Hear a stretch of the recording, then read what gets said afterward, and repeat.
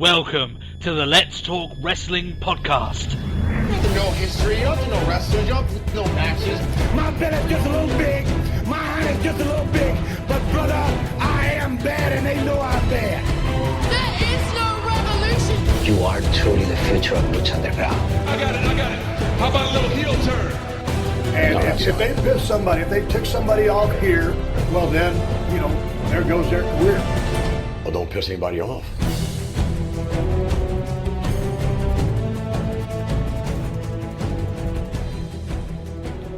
Hello everyone and welcome to the Let's Talk More Wrestling podcast. The wrestling podcast where, more often than not, we review WWE pay-per-views. And of course this episode is no different.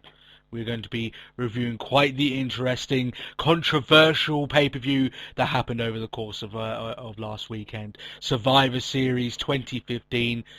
And I am, of course, the host of this show. My name is Turbo Tony. I'm going to be taking you across this review train for you guys to give you my thoughts on this particular pay-per-view that WWE has chugged out to us over the course of the week. I am by myself this week. Very rare this happens, but unfortunately my co-host Matt Marsander had a scheduling conflict and we weren't able to get through it and get this episode out to you guys as quick as we like to do that, so it's just myself there this week giving you the pay-per-view review. But without ado, let's get into a little bit in regards to the background of this show, because our last episodic episode, I know it's horrible to say, but of the show was recorded a lot earlier in the week than we usually do, so we weren't actually able to cover one of the big news stories that emanated about Survivor Series before the show even started, and that was, of course, the news that potentially Survivor Series in Atlanta was a target of ISIS. Apparently that was something that was going around, and the whole story around this is regarding Anonymous, of course, which apparently had found information that had shown that the arena in Atlanta that obviously was housing Survivor Series and the event itself was in jeopardy, that it could be a target of some sort of terrorist attack. And obviously that didn't happen. In fact, Anonymous did end up coming out and stating that they didn't know of anything themselves. This was all done through other people. So it's just sensationalist media, someone trying to use their tagline and people trying to get headlines along that line. Just in general, and this obviously isn't, every single case of time. I'm not one of the cutting edge journalists of these sort of these disasters or anything. Of course, I wouldn't even want to be. I'd be depressed.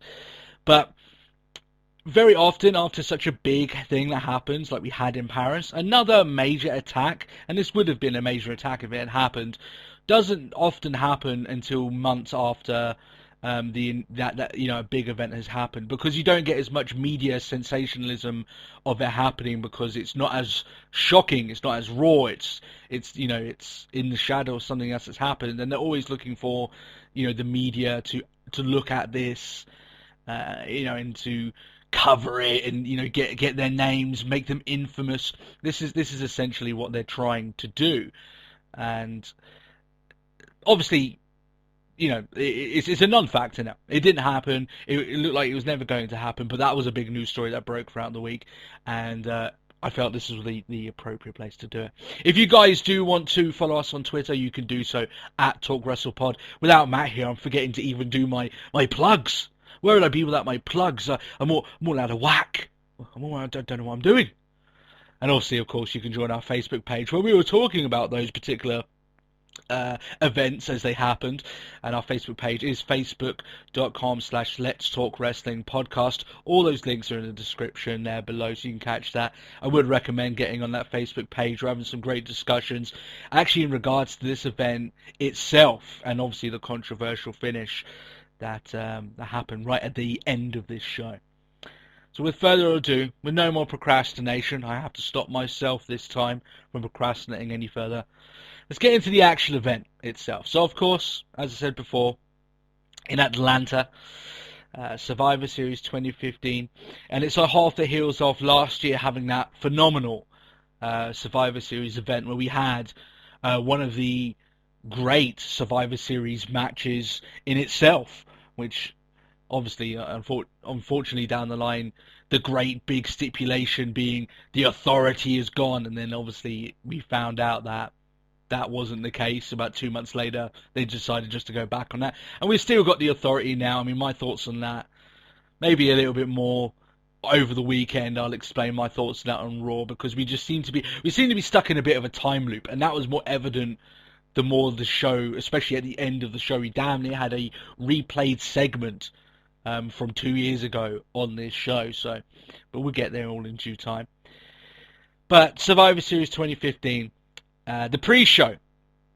Now, you guys know by now. Come on, you know from us. I just don't get excited for the pre-show. I don't want to spend my time watching the pre-show. The very fact that you've got 3 hours on a Sunday, and then you've got 3 hours on a Monday of professional wrestling to watch, and they expect you to watch an additional hour, and they're giving you a match that they didn't even announce before the show was due to air. And that's supposed to be your pull to watch the pre-show. I think that's ludicrous. My time is money, and I'm not going to spend my time wasting my time watching an hour pre-show when I've got 3 hours to get through as it was. And come on, guys, this was in general, the show Survivor Series 2015 was a weak card overall, so I'm not going to waste my time. You guys know this anyway. I'm just explaining. But I mean, I'm not even going to name anyone who wrestled in this match. All I'll tell you is that Goldust returned. His grand return, relegated to pre-show duty, that I guarantee you almost no one watched. So there's that, I guess. And I know Matt's probably pissed because we're big Goldust fans. Matt absolutely loves Goldust, right? And everyone loves Goldust, right? Who doesn't, right? Especially since his recent return. And basically his grand return wasn't even saved for Raw, which would have been better. It's just here. Oh, we'll just get out on the pre-show. It's fine. Oh, you're back? Yeah, just get out there. Yeah, that's fine. You can go out there. That's okay. Which I think is a little bit insulting to Goldust, personally. Really. But still. We'll get into my thoughts of these thrown together Survivor Series matches later, because this wasn't the only one. There was 2 on this show, and both were not advertised before the event began. Come on, guys, it's the name of the show. It's Survivor Series. I'm getting ahead of myself. I'll get to that later on, because there was a Survivor Series match that actually happened on the main card. And I'll get to all my thoughts there, because I already said there that I was going to roast it if they did this. And come on, guys. I'm good to my word. I'm good. If there's anything I can say, I'm good to my word. Okay.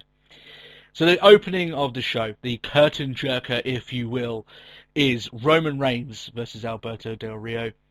I did think this would probably be the show opener going in. And what sort of the theme of the tournament, the world title tournament, obviously this is the semi-final. The theme of it on this show kind of goes along the lines of, we're going to do the tournament, but what we did on Raw is going to far surpass what we'd ever do here on this show. So on free television, you got 2 matches that were better than the 2 semi-final matches that we got here.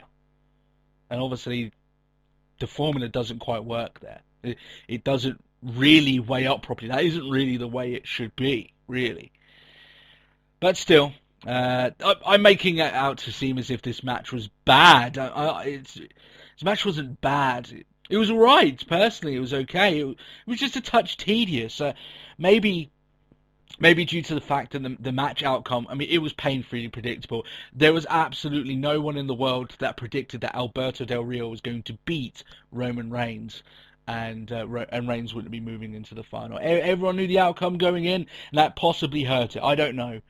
I appreciated the effort, but it didn't grab me nearly as much as the Reigns and Cesaro match. And even then, that was even more predictable than this match. We knew Reigns was going to beat Cesaro, but that was a 5-star glorious match that we praised to the high heavens. This was nowhere near that level, not even close. I mean, the fans in attendance weren't that heavy into it. That being said, they weren't that animated for the majority of the show anyway, but still. Reigns gets the win with the spear after breaking out of the cross arm breaker, so I'm sure Matt's happy that Alberto Del Rio remembered that he had that finish, because he's been doing that that foot stomp, which at times looks dodgy, and he's probably going to injure someone soon, to be honest. Especially the way he did that on Kalisto on Raw wasn't exactly... It didn't look safe, shall we say. And I tell you what's kind of sad about Del Rio, he made his return at the last event, so you're only talking about a month ago, and he beats John Cena, becomes the new champion. So he's got this ton of momentum on his first night of coming back. The guy looks in pristine shape. He looks probably better than he did when he first came into WWE. I mean, he looks in fantastic, and he still is. But the gimmick that they've labelled him with, and the... to be honest, it's the gimmick, really. I honestly think that the gimmick's a pile of garbage. I think it makes no sense. Me and Matt have said before that this Mex-American gimmick that he's going along, I can't get my head out of the fact that it just sounds like a McDonald's burger. Let's all have a Mex-American grill, right? That's what it sounds like. And this whole thing, like, that they're treating it as if it's an actual country, and I don't even want to get into this, guys. To be honest, it sucks. They didn't have any idea where they wanted to go with it for Del Rio. So now it's ended along the lines where it's just tacky. It's a gimmick that they've given absolutely no real thought on what it means, where it goes, how it's going to impact Del Rio, what he wants out of it. It just doesn't really resonate. And I'm sure a lot of people are thinking that way. So literally, it only took 4 weeks for Del Rio to just look like one of the rest of the pack again, which is something that WWE have done. I mean, they did it with the Dudley Boys. They made the Dudley Boys wrestle New Day so much that suddenly I didn't care about seeing the Dudley Boys again. I mean, that's the Dudley Boys, for Christ's sake, right? 10 or 9-time champions.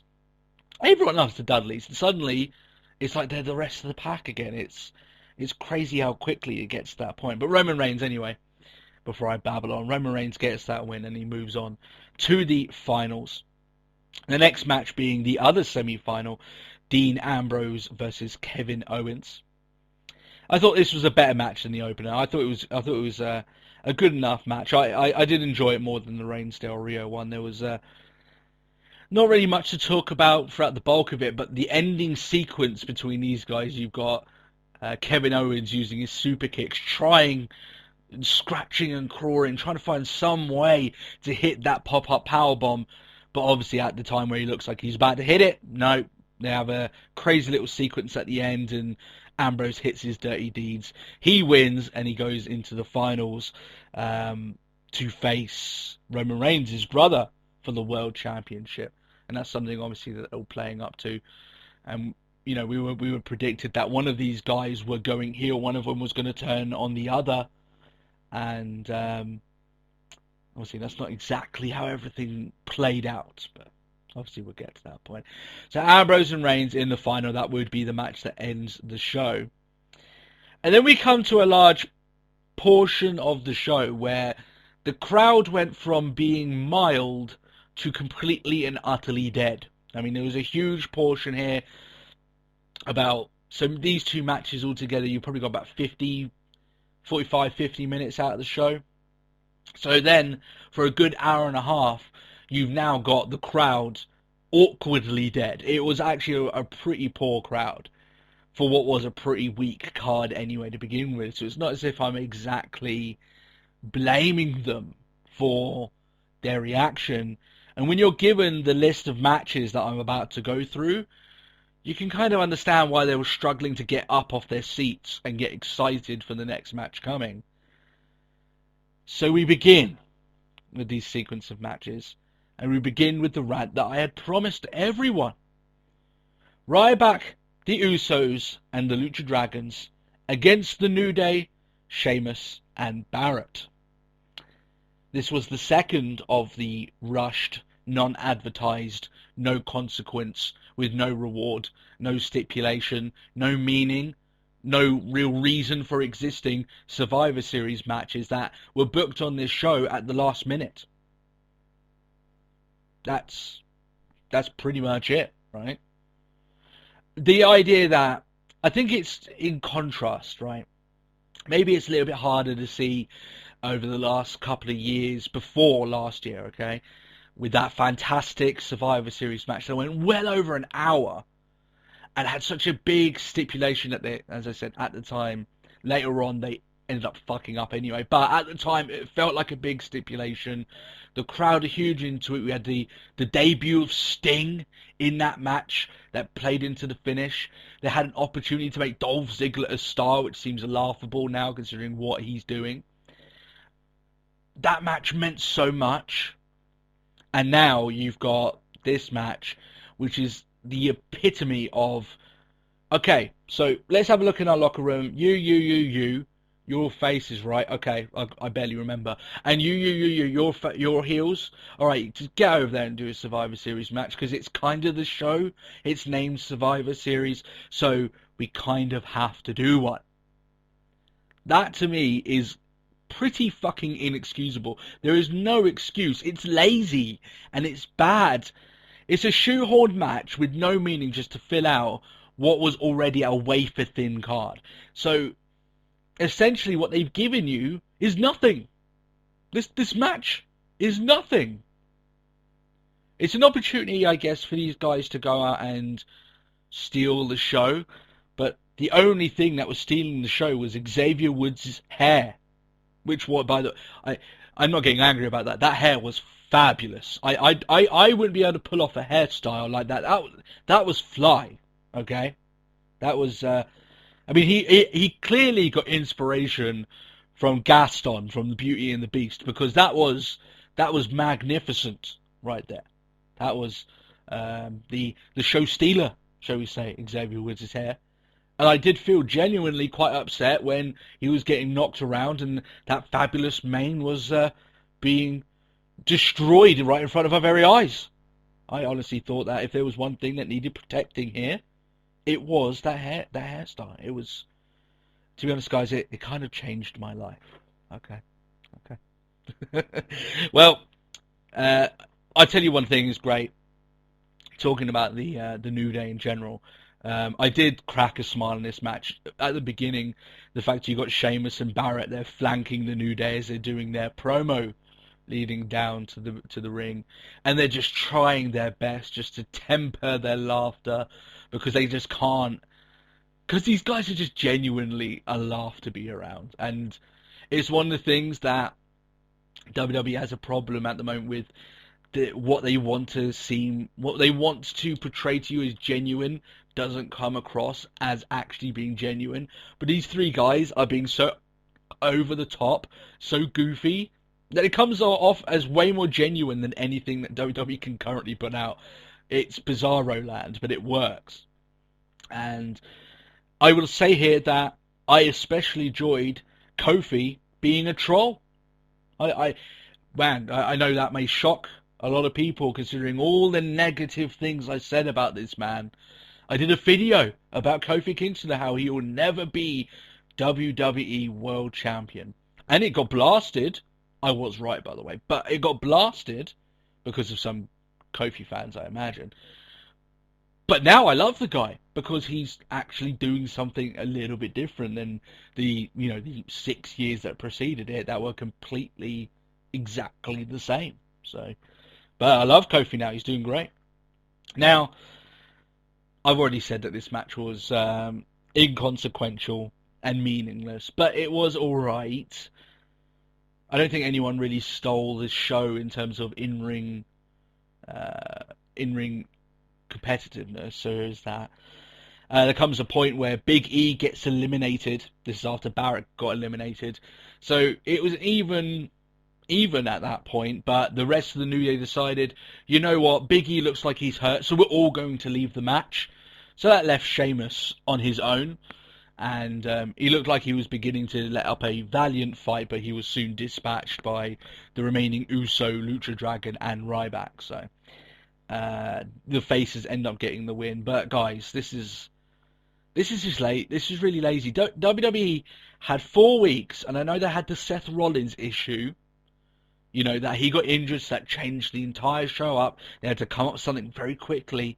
But even then, you had about 3. You don't even need 2 weeks to come up with something that would get people just a little bit excited. I came up with something on the fly on the last episode of this show, where I said, you could do the same exact match with the same exact participants, but you say that the winner of this match, that on Raw, they're going to have a 5-man over the top rope challenge, and whoever wins that gets an Intercontinental title shot.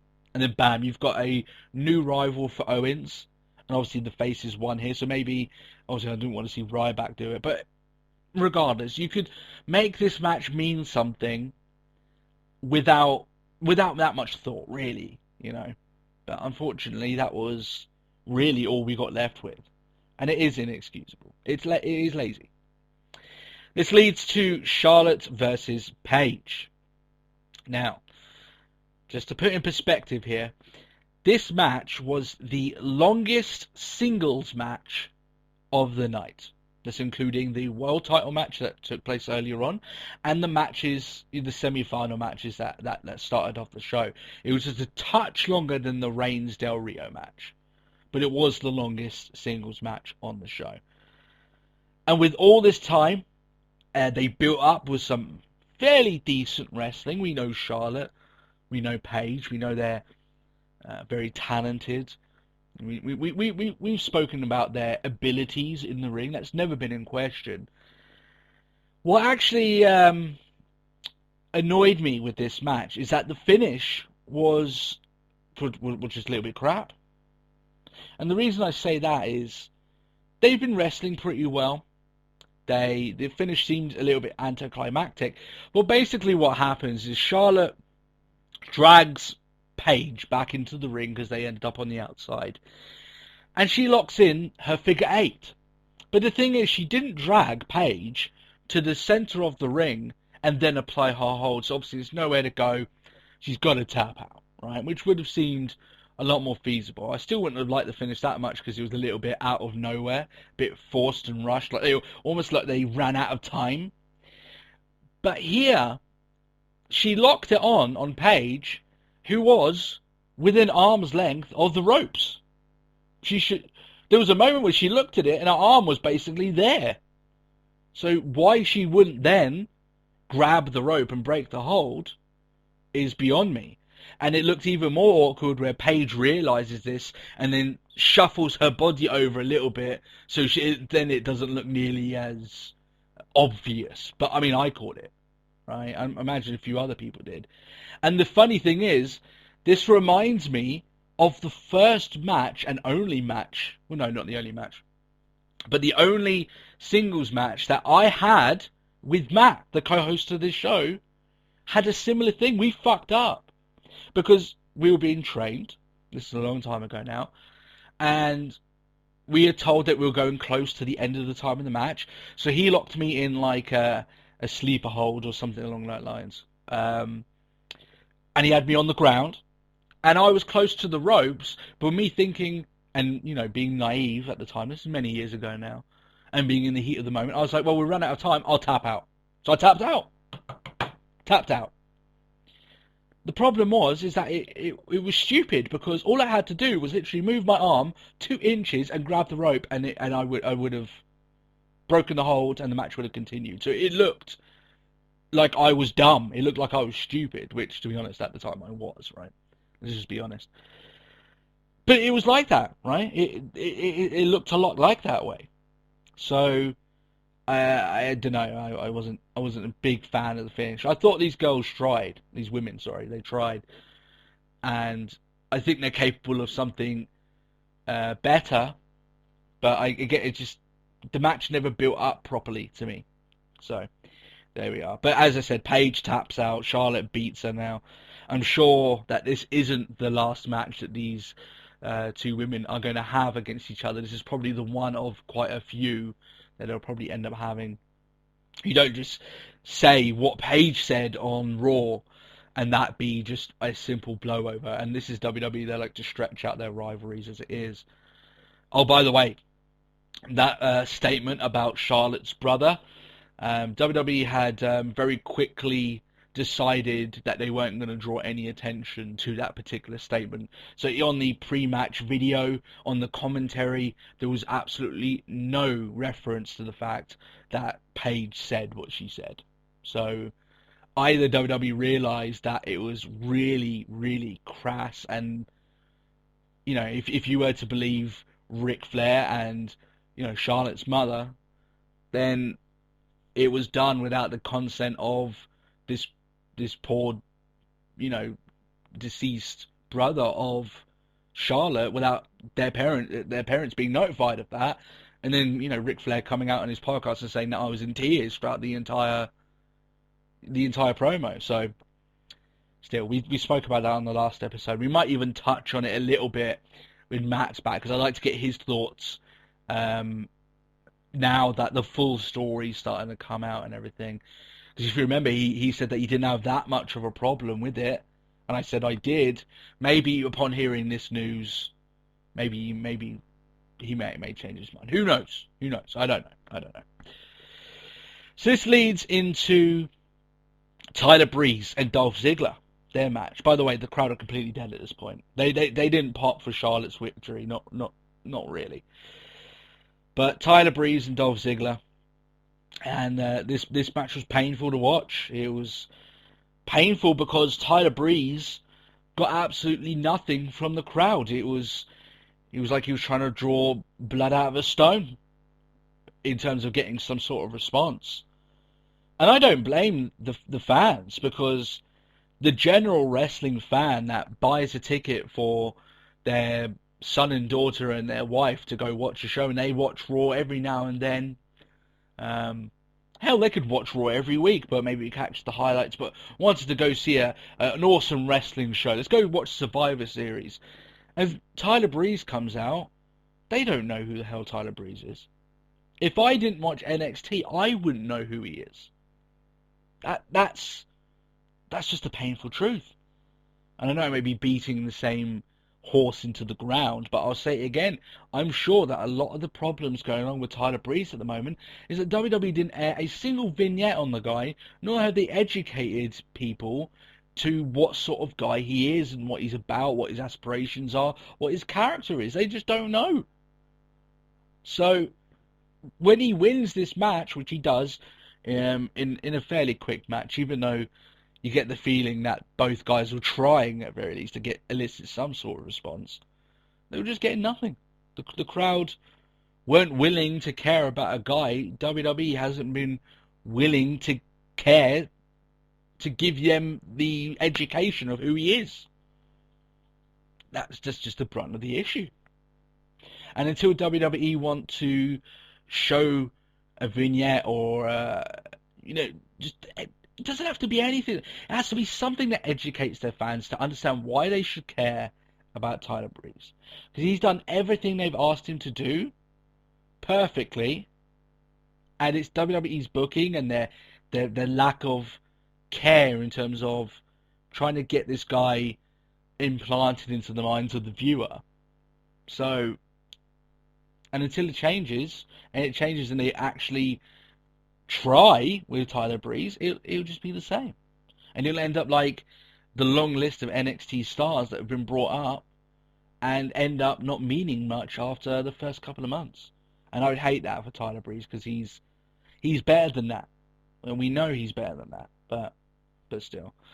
He wins with the unprettier, by the way. It looks like he's trying to get that move over as well, but still, I don't mind about that. I still prefer the what's it calls it, the supermodel, not supermodel kick, the beauty mark, or anything he calls it, The spinning heel kick is his finish.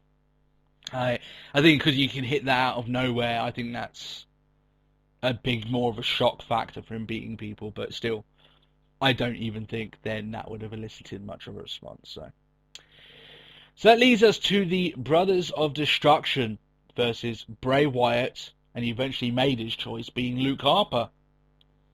And, you know, on recollection, yeah, it kind of makes more sense, because if you look at this match, Undertaker obviously had his big bump match. He stamped his bump card in that Hell in a Cell match with Lesnar.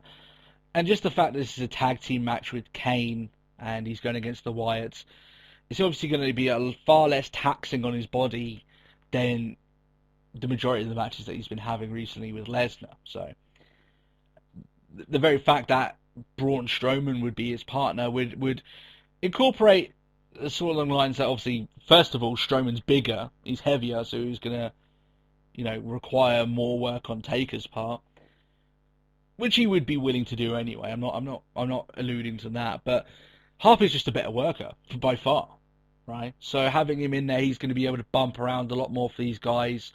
It looks better on his character bumping around to that level, because you've got Strowman doing that, because even they've built him up as this guy that's very rarely flawed, let alone beaten, that, you know, Harper is probably the right choice to go with.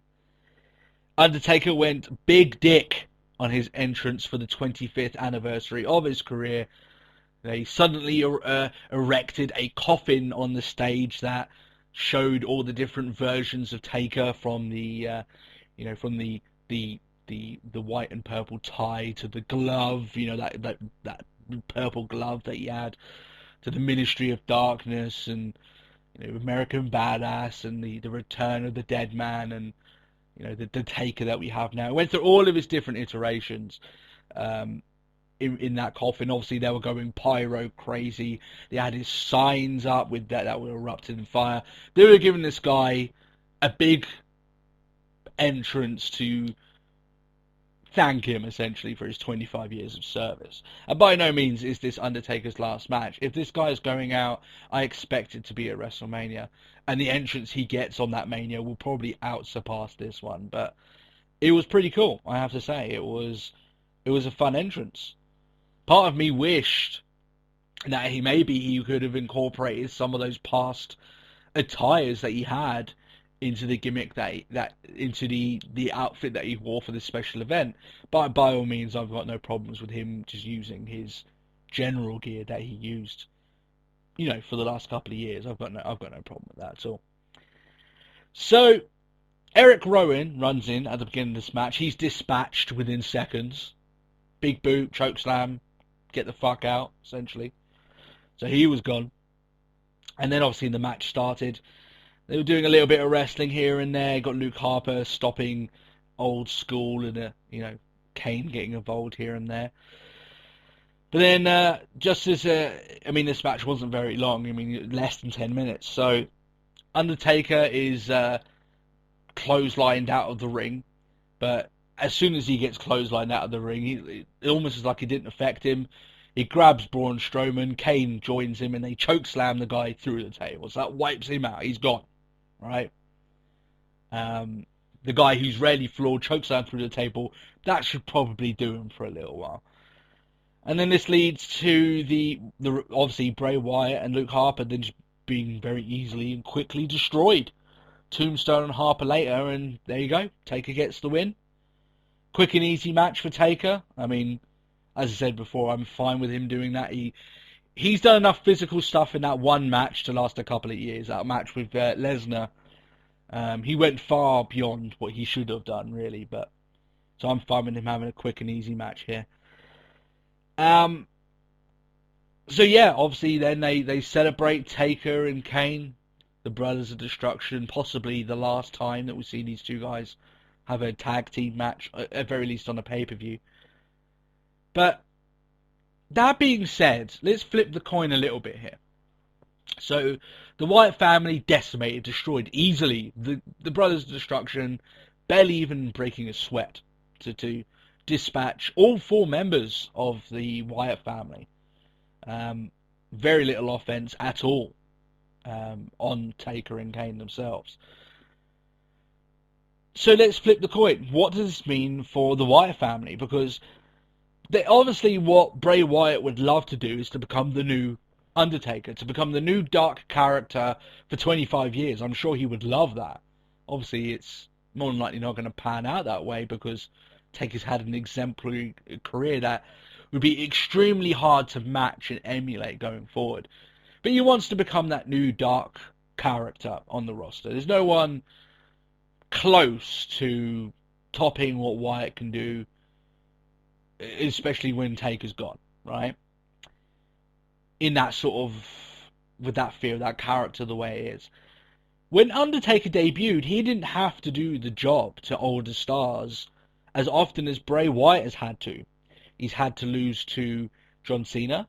He had that rivalry with Dean Ambrose that he didn't exactly come out with that well. He's lost to Roman Reigns, which I didn't have that much of an issue with because they had a great match to finish their rivalry. But then obviously now, this is the second time he's had to lose to The Undertaker. So while it's all well and good having Taker get these wins, and I'm certainly not going to argue too much with him getting them, WWE then can't look back at Bray Wyatt and I wonder why he's not getting over as much as Taker did when he was coming up. Because Taker didn't have to do what Wyatt's doing now. You know, he didn't have to lose. In fact, he very rarely lost at all. Right? That was part of his gimmick, that he barely even sold being hurt. Yeah, that was the Undertaker of old, and you know, he ended up winning the championship for, you know, somewhat early in his career.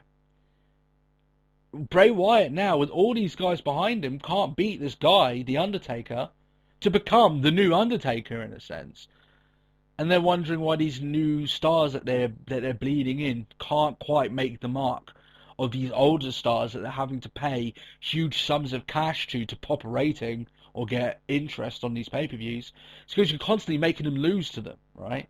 What was the one thing we said to Seth Rollins? That they wanted to, hopefully their eyes was to make Seth Rollins as big of a star as John Cena. And we said, well, it bloody helps if you stop making him lose to John Cena, right? That's the bottom line of it here. So you can flip the coin there, and you know, something could be said for the fact of maybe in the manner of the way they were beaten as well. It wasn't even close, guys. It didn't even look like Taker and Kane had any problem dealing with them. They could have had another 4 members of the Wyatt family and it wouldn't have made a lick of difference. And how badly that reflects on the Wyatt family as a whole. Let's just hope they've got some sort of plan to do something good with them going forward. And I'm not optimistic that is the case. So this leads to the main event and the main source of controversy and really the bulk of my notes for this show. They're quite extensive, actually.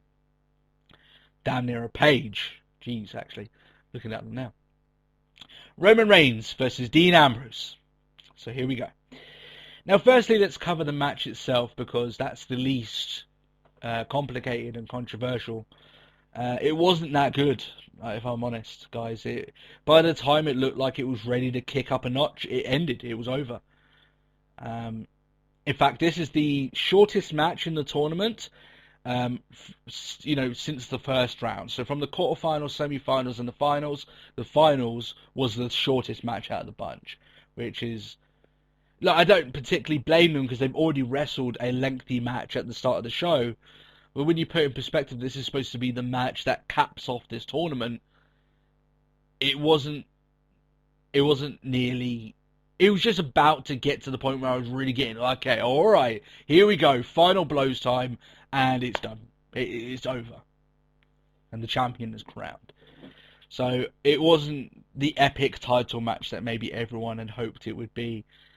And you're sure that maybe without the fatigue and having wrestled a match earlier on in the night, and with more time and better booking, considering we knew what happened at the end, Reigns and Ambrose could have a better match. I'm sure they could, but it just didn't happen here. So, Reigns hits the spear and captures his first WWE World Championship.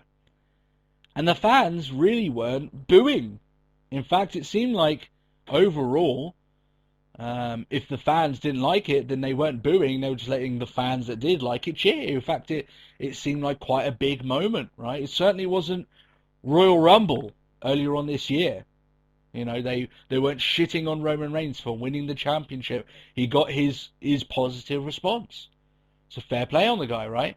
Even more so when the confetti falls and, you know, he's celebrating, and then Triple H comes on down and offers his hand to, you know what, you did it, not the way I wanted you to, but you can still become the leader of the Authority. You can still become a Triple H guy.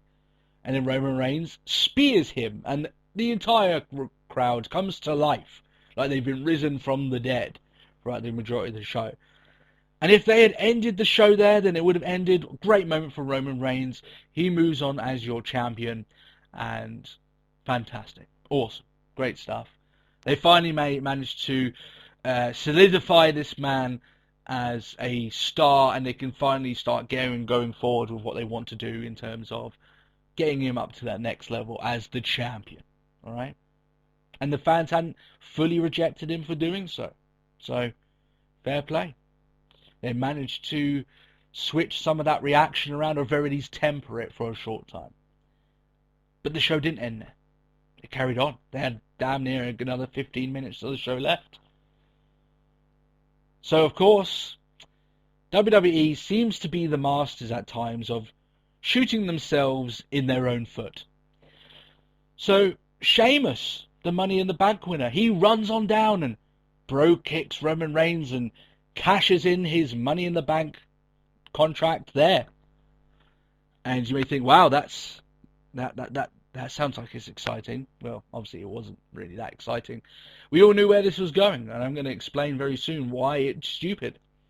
But anyway, they have the false finish where Reigns kicks out, but another bro kick later. And Sheamus, yes, Sheamus is your WWE World Heavyweight Champion. Reigns is beaten minutes after winning his first championship.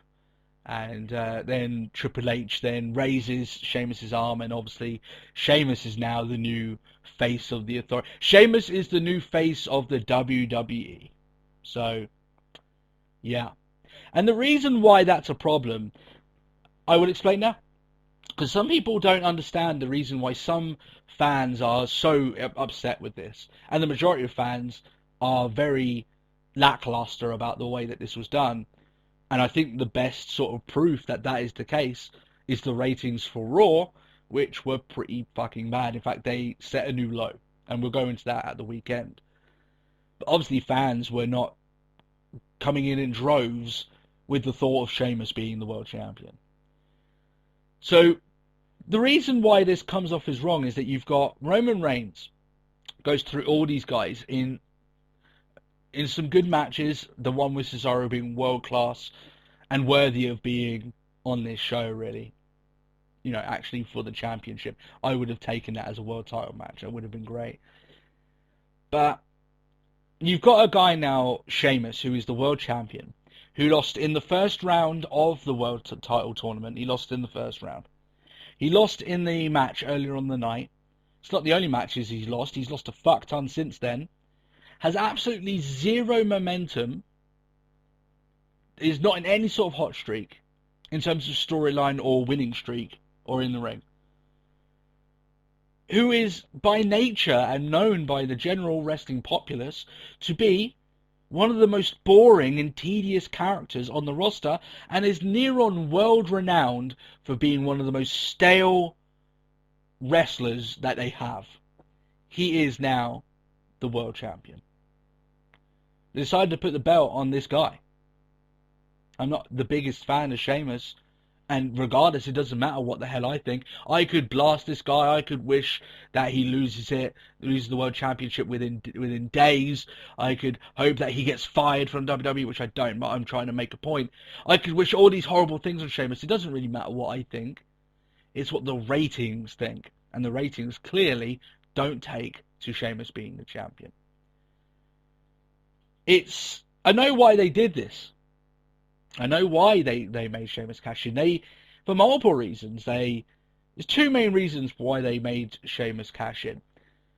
First of which being the fact that they were afraid that Roman Reigns was going to be rejected again, and he would hold that belt up and the crowd would boo the shit out of him, and this is their way to mitigate that if that happened. Didn't end up going that way, but still. The other way they think of it is, well, Roman Reigns could win the title tonight, and that's fine, but, you know, what we could do is that we could diminish this moment and the satisfying conclusion of this tournament that everyone seemed to enjoy the Raws leading up to this event. And we could stretch out a rivalry that no one really wants to watch for 1, 2, 3 months. So instead of giving a satisfying, conclusive ending to this event and just giving this... WWE doesn't seem to like, at the moment, letting the good guy at very least have their moment.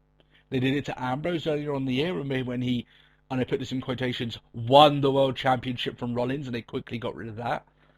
And they did it to Roman Reigns here.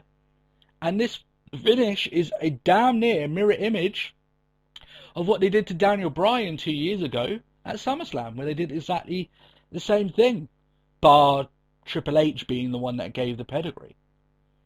You know, back then it was Triple H pedigreeing Daniel Bryan, Randy Orton cashing in, pinning, becoming the new face. It's basically the same damn thing that they did here. And that didn't end up going over too well because, believe me guys, right, WWE may not think that we remember, but we do remember. We remember that was supposed to make it so Daniel Bryan would eventually win it back in this very big fashion, this very satisfying conclusion. And it only ended up being that way 6 months later because the fans forced Daniel Bryan into that main event to become world champion again. And it was not in their indication. We know this. Daniel Bryan has admitted it on his own book, which I have read and listened to from the audiobook. That wasn't their plan. Their plan was just to leave. They weren't going to give Bryan back the belt. They wanted to have Randy Orton and Batista in that main event. So fans remember that, and we're like, okay, are we going to be in for 3 months of Sheamus versus Roman Reigns, and they still, in the end, don't really give everyone what they want? What they essentially did here is that they had 2 options. They had door number 1, that Roman Reigns wins the championship. Maybe he turns heel, maybe he doesn't, but he goes and does his thing, and fans, so at very least some fans are happy. Option 2, door number 2, Dean Ambrose wins the championship, turns heel, stays face, whatever. Some fans will be happy. They decided to go for the mystery option, number 3, which involves Sheamus winning, that gave nobody what they wanted. I don't know how they thought that Sheamus winning the championship, would drive up excitement in this fashion. Because it doesn't. The guy is notoriously stale. His name is associated with being boring. And the ratings for Raw definitely showed that. There is a way they can fix this, though. There is a way they can do it. And it involves them booking Reigns in a way that they don't often do, because they like to have him very PG and very sort of, doing all these... They don't book him like an ass kicker, not a true ass kicker, right? He's very friendly, user-friendly, and, does the good thing, and likes to explain things that have happened before and pontificate just as much as Rollins did. What they need to do is have Roman Reigns tear up the whole show for the next couple of weeks. The way I would have booked this is that I'm guessing what they've done is that they're saying, well, Roman Reigns, you can have your rematch at TLC. The way I would have gone around this is having the Authority come out on Raw, which I haven't watched, by the way. I don't know if they've done this, but I'm just going to say how I would have booked it. So they have the Authority come out on Raw. They're showing Sheamus with the belt. They're all happy, and they go, normally a champion gets his rematch clause, but Roman Reigns wasn't really champion. Like, he was barely champion for 5 minutes. So we're not going to give him his rematch clause, and he won't wrestle for the World Championship ever again. We've got our champion now. There's absolutely no need for Roman Reigns to be near the title picture. He's done. He could have become world champion if he had played by our rules, but he decided to go the way he wanted, and look where that's got him. And he's not going to get his title shot. And Roman Reigns goes, well, I don't really care what you say, because you either give me my title match, or I'm going to destroy Sheamus and make it vacant so I can just take it off him anyway. And he goes on this tear for the next couple of weeks where Sheamus is just desperately trying to get away from Roman Reigns, who is just absolute. He's like he's being hunted by Roman Reigns, and Roman Reigns isn't pontificating, isn't explaining, he's barely saying a word. He is hunting for this guy and going through guys to get to Sheamus. And Sheamus, this guy who could barely win a match, who used the briefcase to capture his championship, that his skill level in the way he's been booked should have him nowhere near close to having. And he's gripping onto it because he knows in a one-on-one match he can't beat Roman Reigns. There's no way he can do it. And guys may say, well, isn't that what heel is ultimately? And they can make it so Sheamus still retains through heel means. Sheamus is not going to be good enough to be this company's #1 heel for the next couple of months. If they do this rivalry the way that I think they're going to do, this rivalry will barely last a month, let alone 3, if that's what they're going for. So, with that in mind, Reigns should win the belt back at TLC in a very dominant, brutal, and devastating match that would damn near write Sheamus out of anything for a while. Treat him like the loser he's been, and treat Reigns like the winner he's been. And this guy that's just gonna be like, you know what? The fans don't like this. I certainly don't like this. I'm not going to talk about it, and if you're not going to give me my title shot, I'm going to put you in a position where the show can't run because I'm tearing it. He's basically like a one-man nexus, right? That he's tearing up the fabric of the show, and he puts the Authority in a position where they've got to give this guy his title match, otherwise there's nothing else they can do.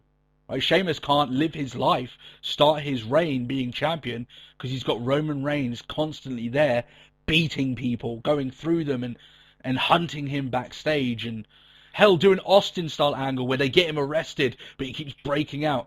This sort of stuff that you just can't stop Roman Reigns. He's in a fit of rage. He's going to kill Sheamus, right? And hopefully that's the way they go around it. And it does require Roman Reigns beating Sheamus to such an extent that there is no rematch between Sheamus and Reigns, at very least at the beginning, because Sheamus is so devastatingly destroyed by Roman Reigns. That's the only way I can see them winning, them getting this around. By no means am I saying it should be a squash match for their rematch. Sheamus is still a physical guy, he can get some hits in, but by no means should Reigns be taking the bulk of the offense and stealing the match at the end. He needs to destroy, systematic annihilation of Sheamus, and that could get Reigns over as this ass kicker, this champion that, you know what, he just ain't going to play by their rules, their shit anymore. He's just not going to do it. You know? Because all this time he's been playing by the Authority's rules. He's not been like the big stars that didn't care if a Vince McMahon told them something. They did what they wanted to because they were larger than life. Roman Reigns can be that guy where he's like, you know what, I've played by the Authority's rules all this time. I've done their tournaments. I've done this here, and I've fought this guy to get this title shot. I've waited my time. I've fought who they told me to face. No more. I'm playing by my rules now, and this is how it's going to go. Because at the moment he's been almost a little bit like Daniel Bryan was when he was chasing the championship. He was just too nice. Daniel Bryan would look at Triple H in the eyes a week after he was damn near drowned on Raw and just talk to him. Wouldn't you want to kill the guy after he'd done that to you? So, this is what... And by the way, if WWE tries to put any false finishes or fuck finishes with this new rivalry they want to build up, they are basically killing themselves here. No one wants to see this rivalry stretched out. It just doesn't work. It's got no legs, and no one's that interested in it. So, there we are. That's it. That's the show. Overall, this show was branded by some to be the worst Survivor Series of all time. I'm not quite sure if it is. It is certainly one of the worst, I will say that. And all in all, fans, some defending fans may take the negative outlook of this pay-per-view simply to be rage from people in regards to the booking at the end of the show, that Sheamus cash-in. But that's quite short-sighted. Taking that, even that out of context, the rest of the card was weak, and it ended up being quite poor. And severely lacking any sort of superstar stopping power, any matches that we were dying to see the conclusion of, or the continuation of current storylines that they had embedded into the show in general. The semi, if you look actually on Raw, you had the quarter-final matches of the tournament were far superior than the semi-final matches we got on the pay-per-view. The women's match had a botched finish. No one cared about the Breeze and Ziggler match or the Survivor Series matches. So in all, it makes for a pretty bad show overall. This is one of the worst, easily, guys. This is one of the worst pay-per-views WWE has put out this year, without question. Maybe the worst. I'd have to go back and think about it in general to see if maybe there's one that I'm forgetting. I'm pretty sure this is the worst pay-per-view they've done this year.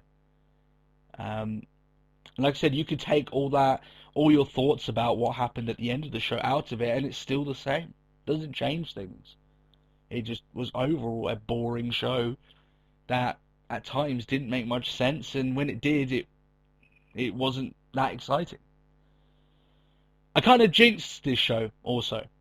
I said that the formula of this year so far has been that we've been getting bad Raws that lead to what is, by general, a fairly decent pay-per-view. We've actually had a lot of pretty decent pay-per-views this year.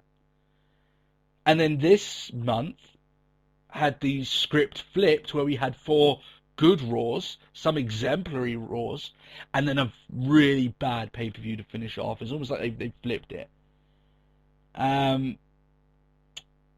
And in terms of Survivor Series and the show's history and where this ranks up, you'd be hard-pressed to find another Survivor Series event that were lacking so many stars or matches that legitimately got people invested in what was going on. So it does look pretty poor in that effect. My review for this, my overall thoughts on this is, guys, just skip it. Honestly, just don't bother watching it. It's not worth your time, and the 3 hours could be spent doing something much better.